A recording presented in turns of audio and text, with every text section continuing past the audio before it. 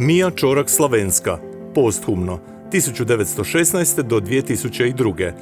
Prva hrvatska prima balerina, rođena je 1916. godine u Slavonskom Brodu, tadašnjem Brodu na Savi, od majke Hedvige Palme Čorak i oca Milana Čorka, uglednog ljekarnika. Rođena je u vrijeme kad je ruski balet gubio na popularnosti i time stvorio priliku za otkrivanje novih putova. Počela je plesati s 4 godine i od svoje rane mladosti posvetila se plesu i baletu.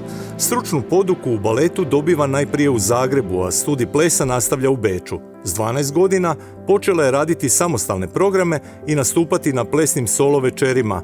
S 13 je već bila solistica, a s 18 godina postaje prva hrvatska plesačica koja je nosila naslov prima balerine te potpisuje ugovor sa Zagrebačkim Hrvatskim narodnim kazalištem.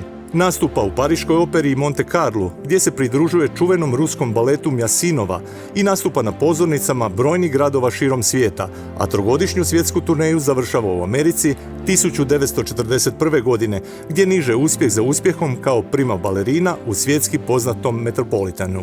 Okušala se i na filmu Smrt Labuda, koji je osvojio prvu nagradu na natjecanju umjetničkog filma u Parizu.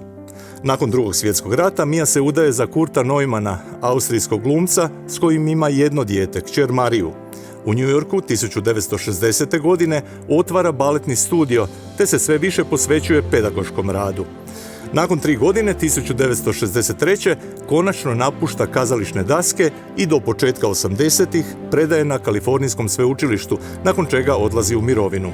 Preminula je u Los Angelesu 2002. godine. Iskazujući poštovanje i zahvalnost povodom 20. obljetnice smrti naše sugrađanke, prve hrvatske prima balerine i jedne od najvećih baletnih umjetnica svijeta 20. stoljeća, koja je ljepotom, gracioznošću i harmonijom plesnog koraka postigla veliki uspjeh na baletnoj svjetskoj sceni tijekom duge karijere, te dala izniman doprinos gradu Slavonskom Brodu kao prepoznatljivom mjestu baletne umjetnosti, dodjeljuje se javno priznanje i nagrada Povelja počasne građanke grada Slavonskog Broda.